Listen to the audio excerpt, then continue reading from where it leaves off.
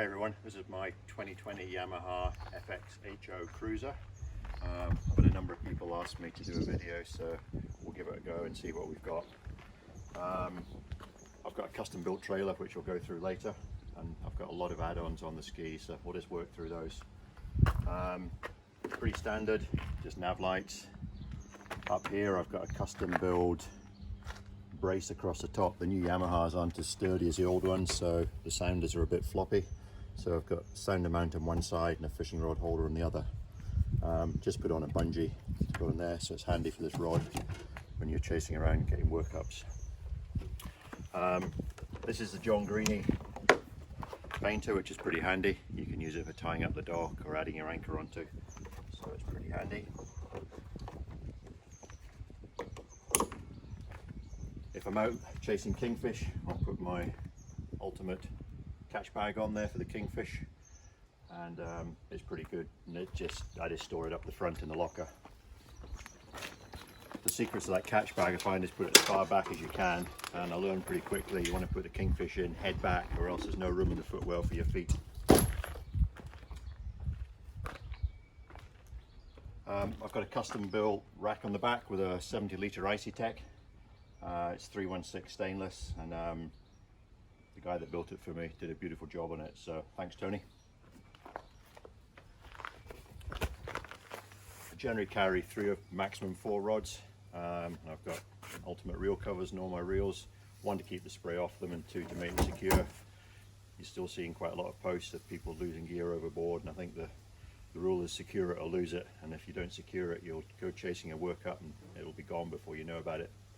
Same with the net secured in. I've got a quick release hook on there rather than a carabiner, and that keeps the net nice and secure. On the back of my chili bin I've got a Fusion Bluetooth speaker. This has been great. I had this on my last ski, so it's probably about 3 years old. It just clips on and off on a puck, so you can take it off for charging and cleaning. And I found it's really good, so you can just play standard radio on it, or you can Bluetooth music over from your phone. The gaff really for use on kingfish, don't use it on much else unless you catch a big barracuda or something. On the back I've got boat buckles, so I think these are great for the jet ski. You just push the button to release them. They stay on the ski, on this trailer, sorry, when you're out fishing. When you come back in, you hook it on, 2 clicks, and that's your trailer secured. So I think the boat buckles are great. This is a stainless steel version, so it doesn't corrode. I had these on my last trailer for 5 years. I had no issues with them. They didn't get corroded or difficult to work or anything, so they're great. As some people have seen in my post before, I've changed my ride plate to the Riva Performance plate. I've only had 1 day out with that, but I think it made a big difference to how dry the ride was, and I think it improved the stability, the directional stability of the ski, but I guess more trips will verify that. We'll come on to my sounder later, but I've got 2 transducers. I've got an in-hull B150, or through-hull rather, and I've got the Lowrance Active 3-in-1 here. I really didn't want to put a 3-in-1 on the transom until I'd figured out a system for not losing it on the beach when you beach launch. So I worked for a long time with John Greeny and various guys to get this system done. So what we've got is a plate in the back that bolts in behind the ladder. There's no holes drilled in the hull extra for this other than the transducer cable. There's a spring back clamp in here, and then there's a Rytec bracket for the mounting. And we put an extra bungee on here. And when I'm beach launching, I just pull it up with a jamming cleat. It's completely clear of the back of the skis. There's no danger of it getting snagged on rocks or the sand and getting ripped off. And I usually wonder when I'm out in the water why my sounder's not working. And it's because I've forgotten to let it down.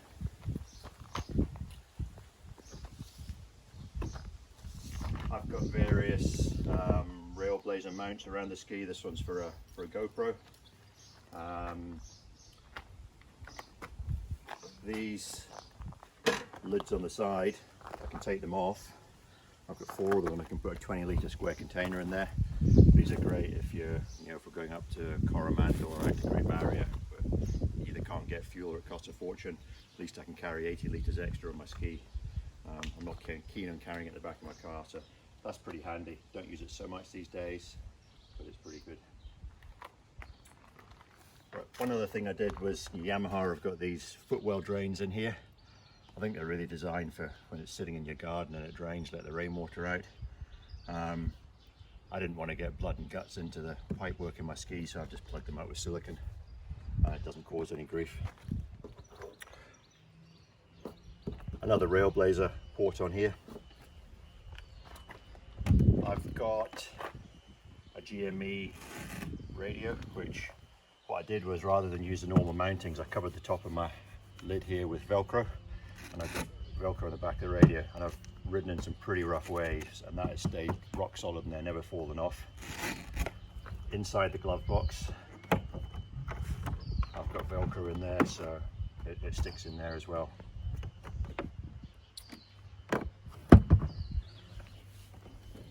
Right, one thing, another area I was trying to sort out was to do switching. Trying to put these switch boxes into these glove boxes is not great, because although the switches look neat on the front, they've generally got a huge amount of wiring and fuses and stuff in the back. So I'll add a bit in the video later, but I've got a Trigger 4 controller, which is a Bluetooth controller that's in the back of the ski, and basically these are Bluetooth controlled, so I can also operate them off my phone. And this has got a magnetic mount in it inside the glove box, and I can switch on my radio, my VHF, nav lights, and I've got one spare. So this has worked very well. It was a bit of a trial and error to see what happened, but it's been great. On my sounder, I've got a Lawrence 9-inch HDS Live, and again, I built this sturdy bracket for it to hold it solid, because some of the other guys had given me feedback that on that single mounting point, there's just a little bit of flop around on it. Okay, this is inside the engine bay in the back. I got rid of the original Yamaha wet battery and put in dual Motorbat MBTX 20Us, 20 amp ones. So the original fit gear works off the front one, and all the accessories work off the rear one.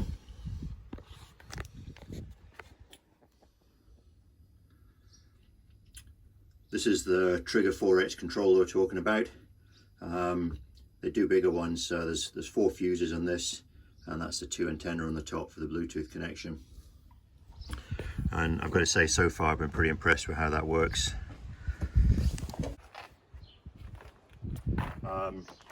Got an aerial here for the 25 watt VHF. I also carry a handheld on my life vest just in case I come off the ski. I've got PLB, a VHF, and I normally got my cell phone around my neck as well, so I've got 3 communication devices if I ever come off. And I think probably the last thing is at the front, instead of a safety chain, I've got another boat buckle here. So again, it's very quick to get on and off. Hook it up. Underneath the ski, I've installed a keel shield all the way down to just in front of the intake grate. I found the keel shield great. They just help protect the ski when you're coming on the beach or on a ramp. The hulls, I think, are quite delicate to abuse on beaches and ramps, so these are a great investment. Yeah, I think that's about it for the ski. If you've got any questions, feel free to ask.